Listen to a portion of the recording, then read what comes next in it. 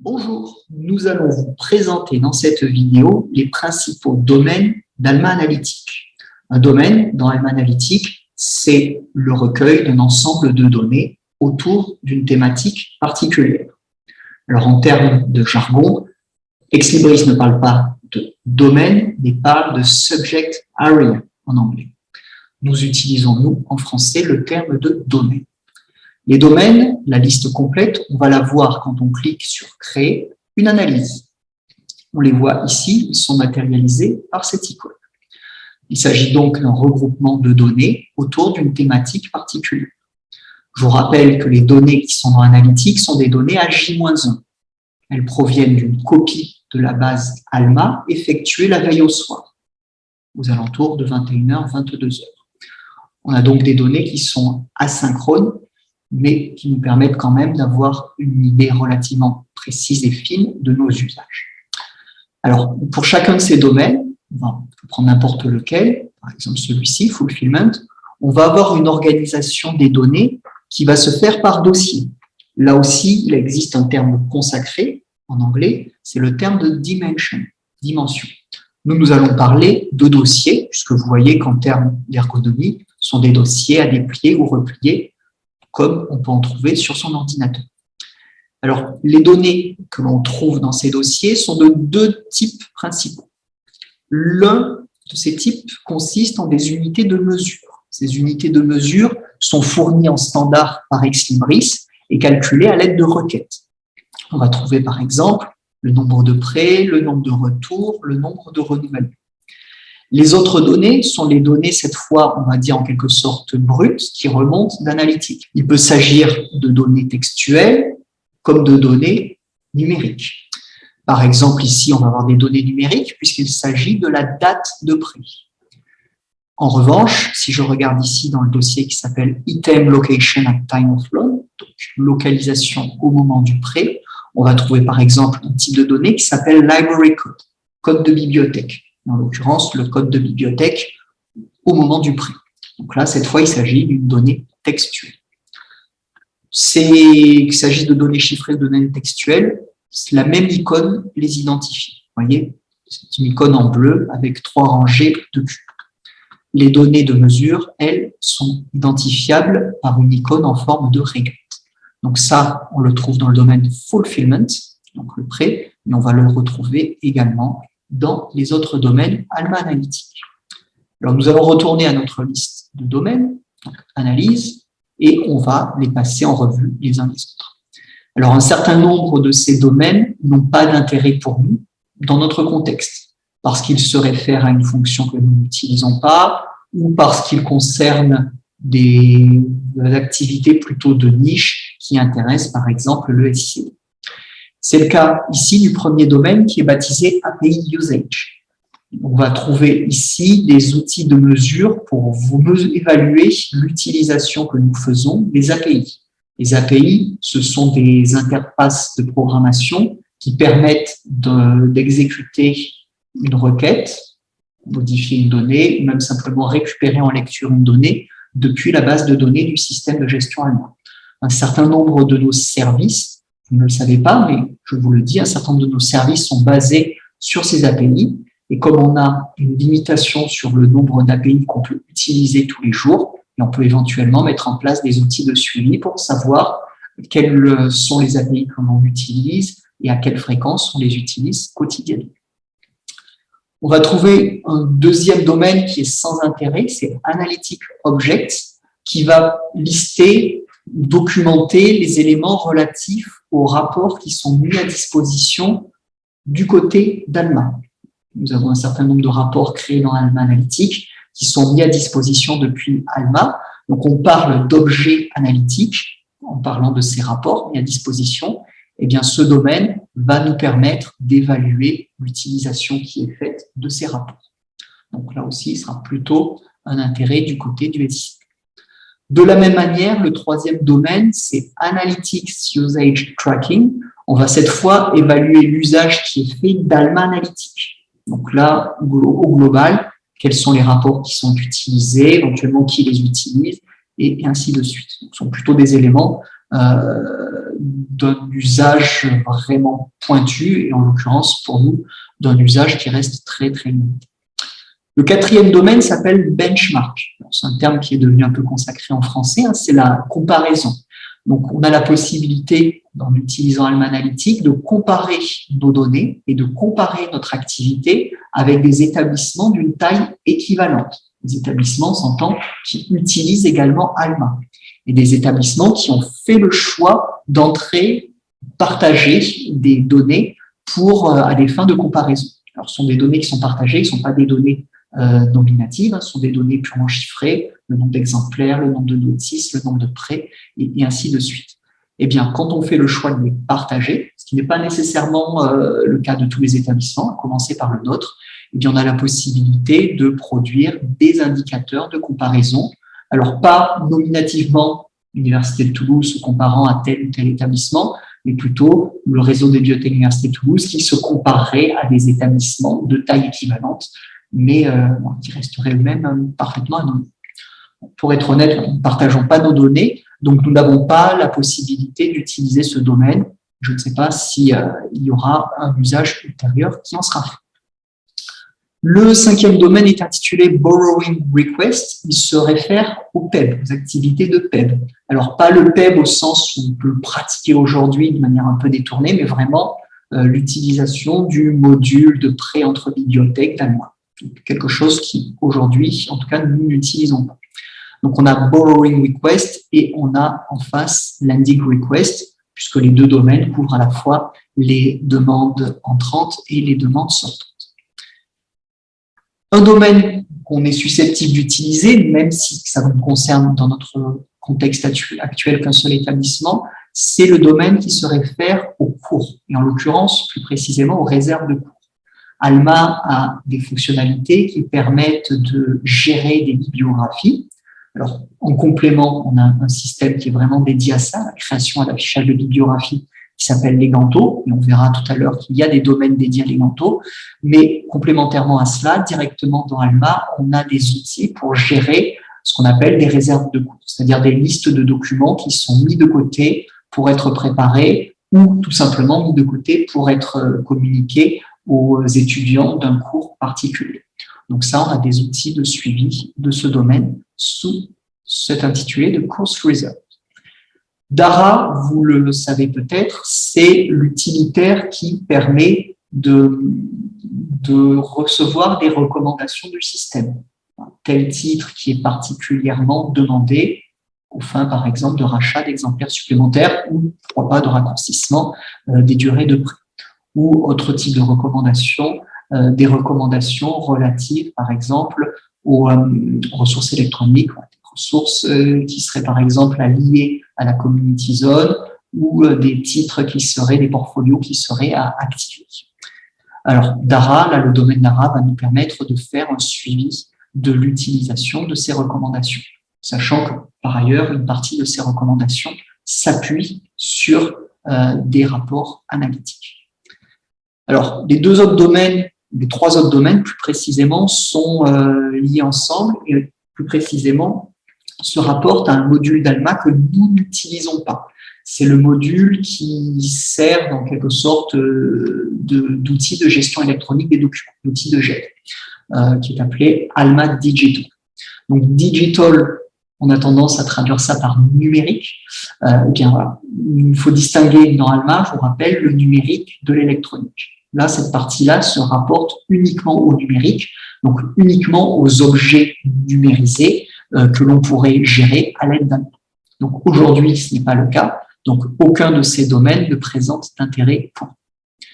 Le domaine suivant, lui, présente un intérêt puisqu'il se rapporte justement aux ressources électroniques. E-inventory, c'est le domaine qui a trait aux inventaires électroniques, donc les collections électroniques, les portfolios électroniques. On verra tout à l'heure que e-inventory a son pendant pour les ressources physiques. Alors, events, c'est un domaine un peu pointu puisqu'il va se faire remonter, on va remonter ici tous les événements qui ont eu lieu dans Alma. Alors, les événements, c'est plutôt au sens informatique. des traitements qui ont été effectués, combien de traitements ont été effectués, combien d'exemplaires ont été mis à jour, combien de personnes se sont connectées à Alma, combien de personnes ce genre de choses. Ça reste d'un usage limité, concerné surtout le STD, et ça permet en tout cas d'avoir une vue d'ensemble sur l'activité du système.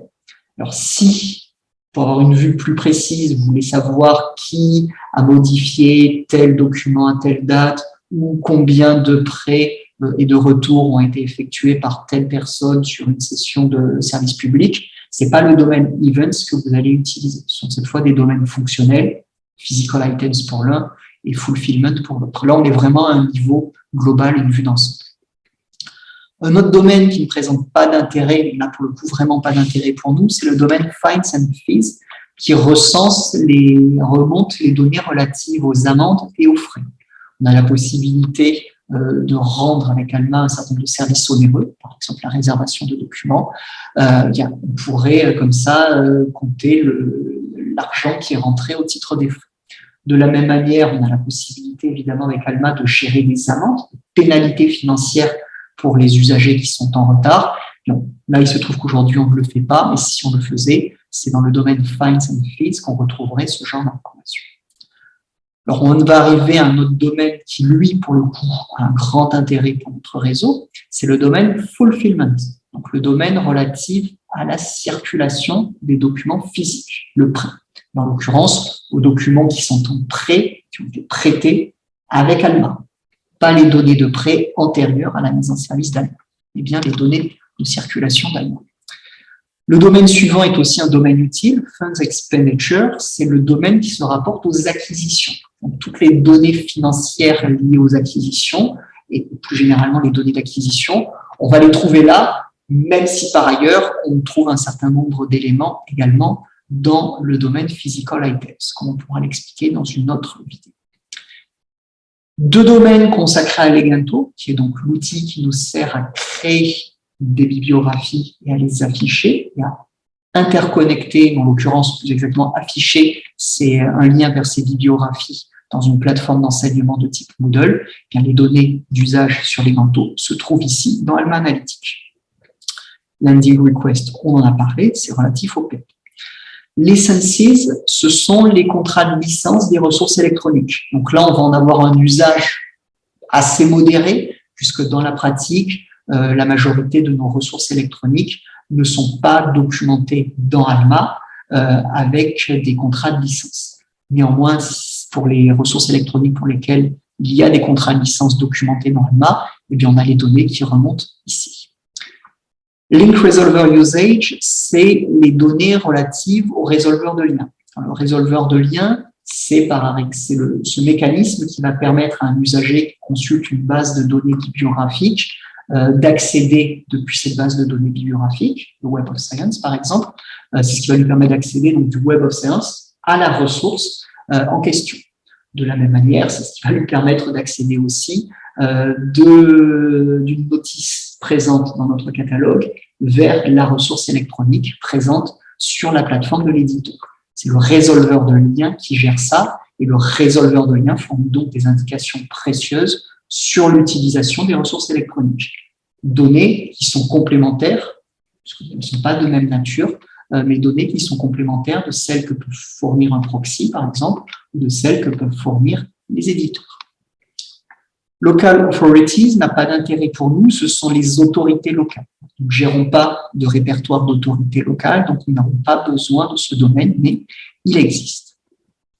Physical items, lui, est sans doute le domaine phare d'analytique, celui dans lequel on crée le plus de rapports, puisque ce sont les données qui sont relatives aux inventaires physiques. Alors, je vous ai dit que inventory avait un pendant pour le papier, eh bien c'est physical items. Donc, on va trouver les données d'inventaire physique, mais aussi les notices se rapportant à des ressources imprimées. Donc, ressources imprimées sont des notices qui sont identifiées comme ayant un inventaire physique, donc avec une holding et un exemplaire. Physical items, historical events, on va trouver ici les informations relatives à la vie des exemplaires. Tel exemplaire est passé en transit à telle date, tel exemplaire a été scanné pour être mis en rayon à telle autre date. Donc ça, c'est un domaine qu'on utilise de manière de plus en plus fréquente pour obtenir des rapports un petit peu plus avancés sur les circuits de traitement des ressources, par exemple. Combien de documents ont pu être traités, combien de temps ça a pris, combien de temps, par exemple, un document reste en transit, ce genre de choses. Purchase Request, c'est le domaine qui est consacré aux suggestions d'achat. Quelque chose qui ne concerne pas forcément tous les établissements du site, mais un certain nombre d'entre eux, oui. Et donc, on va trouver des données relatives aux suggestions d'achat ici. Request, c'est le domaine des réservations, plus exactement des demandes. Alors, c'est un domaine qui est un peu complexe, on le verra dans une vidéo ultérieure, parce que c'est un domaine qui mêle tous les types de demandes, à la fois les demandes faites par les usagers, mais également les demandes internes. Parce que je vous rappelle qu'un document, par exemple, qui doit être envoyé, qui est mis en transit depuis le département des acquisitions vers le bureau de prêt, est un document qui, techniquement, est demandé par le bureau de prêt. Donc, c'est une demande, en quelque sorte, interne. Donc, on va la retrouver ici, de la même manière qu'on va retrouver des demandes du type demande de déplacement provisoire ou demande de déplacement permanent qui sont relatifs à des circuits de traitement de la bibliothèque. Donc, request, ça mêle les demandes des usagers et des demandes internes, des demandes même techniques. Et pour les demandes des usagers, on va trouver tous les types de demandes. Demande de réservation du lecteur, mais aussi, si on utilise ces services, demande de numérisation, demande de réservation planifiée. Donc, c'est un domaine assez complexe. System Events, c'est le pendant du domaine qui s'appelle Events. Je passe rapidement, mais c'est ce qui nous permet d'avoir une vue d'ensemble sur une vue plutôt informatique sur l'activité du système. Titles, c'est le domaine des notices. Cette fois, ce domaine-là est décorrélé de la présence d'inventaire physique ou d'inventaire électronique. On est strictement au niveau bibliographique. Alors, title, c'est un domaine un peu particulier puisque les données ne sont pas à jour. Plus exactement, on n'est pas sur des données à J-1. On est sur des données qui sont rafraîchies mensuellement, une fois par mois. Donc, c'est un domaine qu'on peut utiliser, bien sûr, mais qu'il faut utiliser avec un certain nombre de précautions, puisque les données qui remontent ne sont pas nécessairement le reflet précis des données que nous avons dans notre base. Néanmoins, c'est un dossier utile si on veut travailler sur les notices, indifféremment de la notion de notice électronique ou de notice papier. On retrouve ici toutes les notices, y compris, éventuellement, celles qui n'ont aucun inventaire normalement. Usage data, ce sont les données relatives à l'usage des ressources électroniques. Donc, pour le moment, c'est quelque chose que nous n'utilisons pas, l'usage des ressources électroniques au sens données de type rapport counter, donc les données fournies par les éditeurs. C'est quelque chose de distinct de Link Resolver Usage. Users, c'est le domaine des usagers. Mais là, c'est le domaine des usagers de tous les usagers, y compris ceux qui n'ont pas fait de prêt. Puisque dans notre base, nous avons tous les usagers du réseau des bibliothèques d'université de Toulouse. C'est distinct de ce point de vue de fulfillment, puisque en fulfillment, on va aussi trouver des données relatives aux usagers, et ce sont des données qui se rapportent aux emprunteurs. Donc, on va voir remonter ici des usagers qui ont fait des prêts. Alors que dans users, on va trouver toutes les données qui se rapportent aux usagers, que ceux-ci aient ou non fait des prêts. On va du reste avoir une vision beaucoup plus complète sur le contenu de leur dossier. Donc, c'est plutôt dans ce domaine-là qu'on va créer des rapports, si ce sont des rapports de suivi, par exemple, sur la création des dossiers, la qualité des dossiers, et ainsi de suite. Les autres domaines ne sont pas des choses de la même nature. Vous voyez, on n'a pas la même icône.